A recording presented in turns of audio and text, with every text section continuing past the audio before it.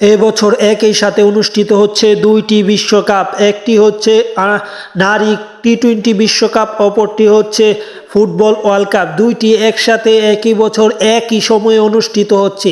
2026 সালের আইসিসি নারী টি-20 বিশ্বকাপ ইংল্যান্ডে অনুষ্ঠিত হবে 12 জুন থেকে। তার আগে মূলত 11 জুন থেকে অনুষ্ঠিত হবে ফুটবল ওয়ার্ল্ড কাপ। টি-20 বিশ্বকাপ মূলত নারীদের, এটা জুলাই মাসের 5 তারিখ পর্যন্ত চলবে। এই টি-20 বিশ্বকাপের কিছু আপডেটে এই ভিডিওর মাধ্যমে জানবো, তাই যারা চ্যানেলটি সাবস্ক্রাইব করেননি তারা চ্যানেলটি সাবস্ক্রাইব করে ফেলুন। আইসিসি নারী টি-20 বিশ্বকাপের সম্পর্কে কিছু তথ্য হিসেবে বলতে পারি, এবার আয়োজক দেশ হিসেবে থাকছে ইংল্যান্ড। বিশ্বকাপের সময়কাল যদি দেখি, সেখানে 12 জুন থেকে 5 জুলাই 2026 অনুষ্ঠিত হবে, এটি হচ্ছে সময়।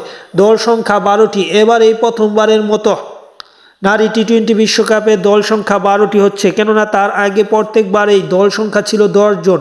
এবারে ভেন্যু হিসেবে থাকছে লর্ডস, দ্য ওভালও আছে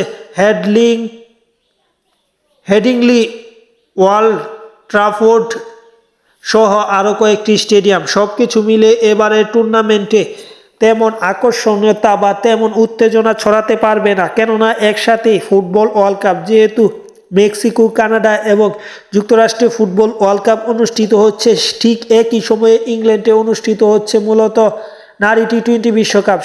একসাথে দুইটি মেজর টুর্নামেন্ট আয়োজন হওয়ার কারণে ইংল্যান্ডের যেসব ফুটবল প্রেমীরা আছে তারা মূলত খেলা দেখতে যাবে যুক্তরাষ্ট্র কিংবা মেক্সিকো, কানাডাতে।